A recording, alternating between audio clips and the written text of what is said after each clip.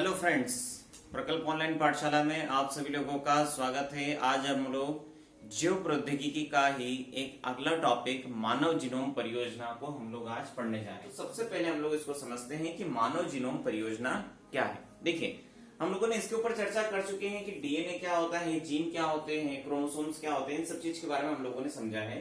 तो बेसिकली हम लोगों ने ये जाना है कि किसी भी व्यक्ति के अंदर होने वाले प्रोटीन के संश्लेषण या फिर उसके अंदर पाए जाने वाले गुणों को सबसे अधिक यदि प्रभावित कोई सा करता है तो उसकी जीन की संरचना या फिर उसके डीएनए की संरचना। मानव जीनोम परियोजना का उद्देश्य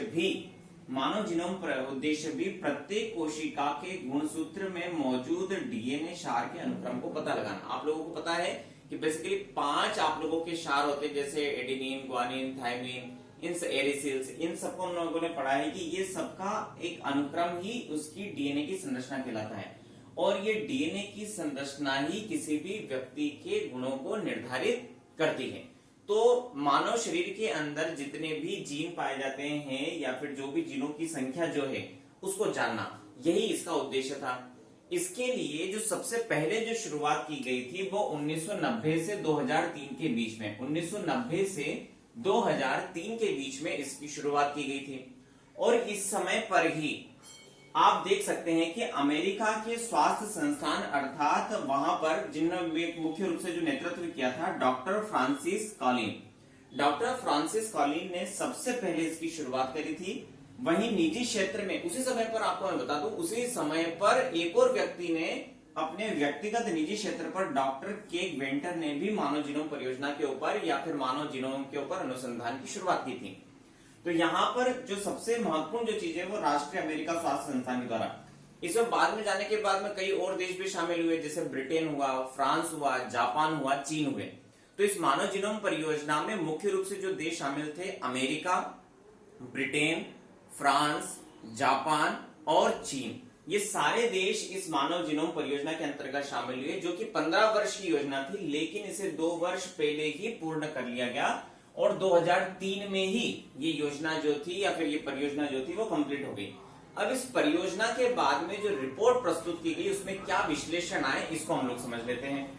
सबसे पहले यदि विश्लेषणों के स्तर पर बात की जाए तो वास्तविक जीनों की संख्या 30,000। यहाँ पर मैंने वास्तविक जीनों की संख्या इसलिए लिखा है क्योंकि अनुमानित था कि लगभग 1,80,000 के आसपास मानव शरीर के अंदर जीनोम होंगे या फिर डीएनए संरचना के अंतर्गत कुछ ऐसे विशिष्ट गुण हम लोगों को प्राप्त होंगे, लेकिन वास्तविक संख्या 30,000 निकली। इसका मतलब ये है कि हम लोगों ने जितना सोचा था उससे कम निकला।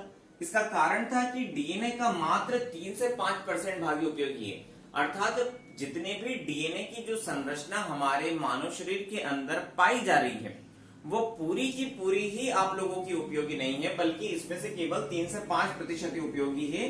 बाकी डीएनए जो है वो एक तरीके से जंक डीएनए है। क्या चीज है? Junk DNA. तो आप लोगों के जंक डीएनए का मतलब ये होता है कि जो आप लोगों का उपयोगी नहीं है। ठीक है। उसके बाद में यदि हम लोग बात की जाए तो क्रोमोसोम की संख्या 17, 19, 22 सबसे अधिक उपयोगी निकली। इसमें क्रोमोसोम 1 भी जो है वो अधिक उपयोगी रहा है। उसके बाद में अधिकांश उत्परिवर्तन अर्थात अधिकांश प्रकार के म्यूटेशन या अधिकांश प्रकार के जो परिवर्तन जो हुए वो नर प्रजाति में ज्यादा देखने को मिले। मानव गुणों पर अभी तक ये माना जाता था कि जितने भी व्यक्ति के अंदर जो स्वाभाविक रूप से जो गुण हैं वो आनुवंशिक रूप से होते हैं, लेकिन यहाँ पर रिसर्च में पता चला कि किसी भी व्यक्ति के गुणों को केवल और केवल जीन ही प्रभावित नहीं करते बल्कि बाह्य वातावरण भी प्रभावित करता है। इसका अगला पॉइंट आप लोग देख रहे होंगे कि मानव जीनोम गतिशील परितंत्र है, अर्थात मानव जीनोम जो रहा है वो गतिशील रहा है, उसके अंदर लगातार रूप से परिवर्तन होते रहे। कई सारे बैक्टीरिया भी इसके अंतर्गत स्वाभाविक रूप से शामिल हो गए या फिर कई प्रकार के गुण स्वाभाविक रूप से उसके जीनों के ऊपर या फिर क्रोमोसोम्स के ऊपर जुड़कर उसको एक नया स्वरूप दिया। इस प्रकार से मानव जीनोम या फिर मानव के गुणों के अंतर्गत जो परितंत्र जो है वो लगातार रूप से गतिशील है। ये सारे विश्लेषण हमें 2003 के बाद में दोनों के द्वारा, डॉक्टर फ्रांसिस कॉलिन के द्वारा भी और डॉक्टर केक वेंटर के द्वारा भी हमें ये चीजें प्राप्त हुई। मानव जीनोम राइट परियोजना क्या थी? इसे 2016 में अगेन अमेरिका के द्वारा शुरू की गई, लेकिन ये ओपन सोर्स था, अर्थात इसमें सभी लोग शामिल हो सकते थे।